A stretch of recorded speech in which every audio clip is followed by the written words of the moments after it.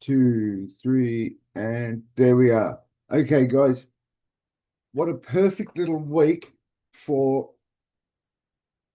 where Jacinta Allen and advised by her, higher ranking members of the all things law and order in Victoria has come out announcing life sentences. That's right, you heard that here first, ladies and gentlemen. Up to life sentences for children in Victoria. Let me just give you another example of some perception and tokenism. So hopefully you can see this screen and we'll just do a little run through just in case any of you, you know, what a perfect little story to stumble across. Fight with council after spending more than $100,000. Channel 7 will do it better than I can. The high-tech cameras are already helping police track teenage criminals, but local bureaucrats want them gone. Not only is Will Henderson a recent victim of crime, the guy came with a mask, he had woolen gloves on. Many of his neighbours are too. He put tape over the security cameras and they were able to override all the security in the car and disable the GPS tracking that was built into the car. So the Brighton father is fighting back by making his house a fortress. And you worry that if... Oh my gosh, did I just hear a good normal citizen of Victoria is making his house a fortress? Hold that thought. Upgrades, installing prison-grade glass and spikes to his home. But it's these...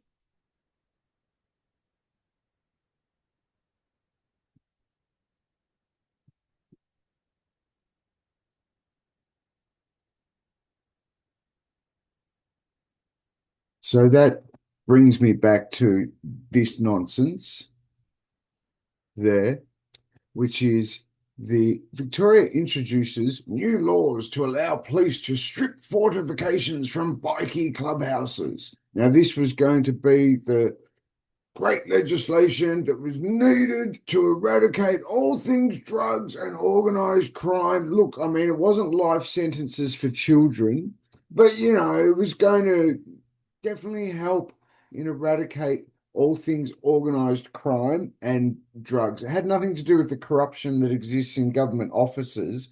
It had everything to do with those scumbag bikies. It had nothing to do with that 2007 OPI investigation that would have weeded out corrupt police officers that wasn't allowed to run. It had nothing to do with that and everything to do with the bikies in Victoria, and these anti-fortification laws were what was needed to eradicate and fight these blessed bikies, which is just a perfect example of the nonsense these people in the higher offices of Victoria expect us to believe. The biggest number one thing that could do towards reducing crime in Victoria is, first and foremost, how about get rid of the corruption that exists and the job protection that exists in the higher offices in Victoria's government departments that have anything to do anywhere near the law and order system. That's first and foremost. Reinstate genuine independent monitoring of these type of departments. That would be the first and foremost. Hang on, hold that thought. We got more things. So, oh, that's right. There we go. The Fortification Removal Act of 2013 gives bikies nowhere to hide.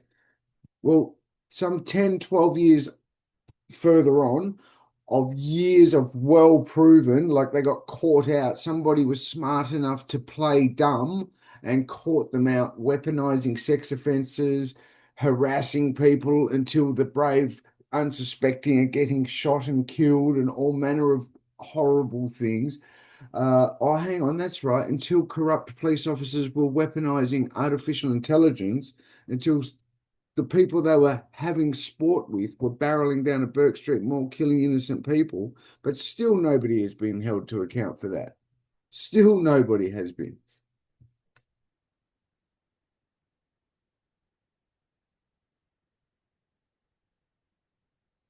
Which is exactly my point. So here we have here, let's go through this together.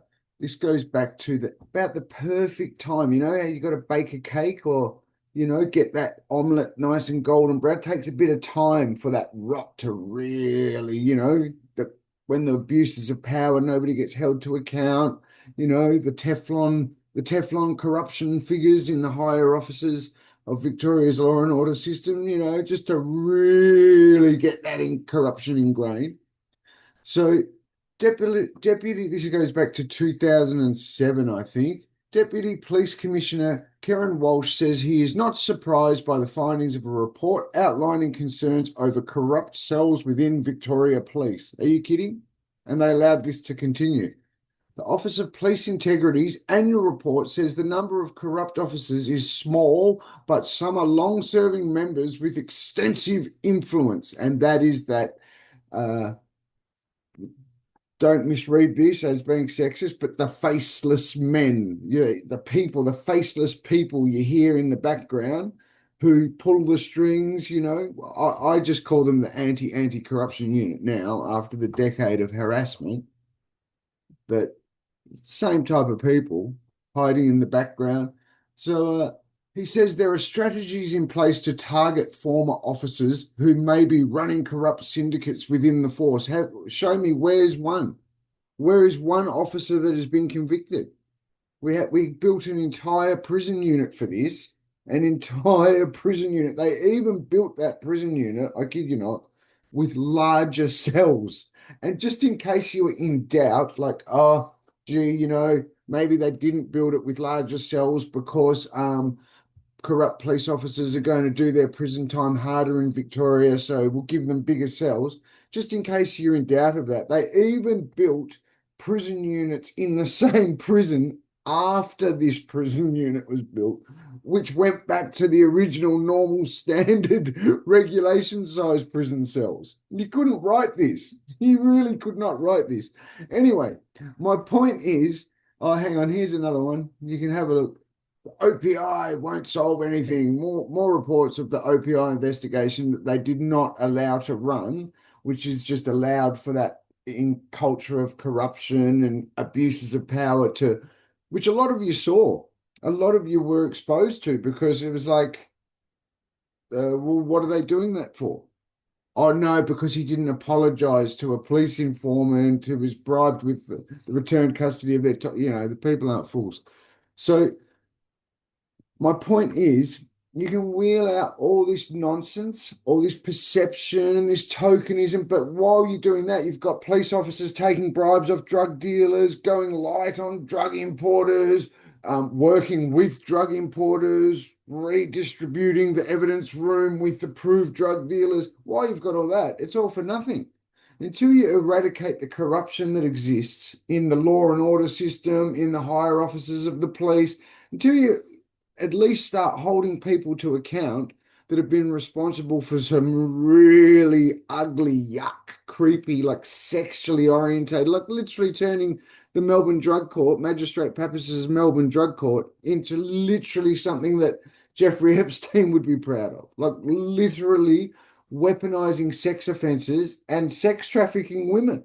In one case, using a toddler as the leveraging. Here, drug addicted woman, like, think how disgusting is that? Anyway, I just wanted to point that out. I stumbled across that post and I thought, oh gosh, have a great day, everyone.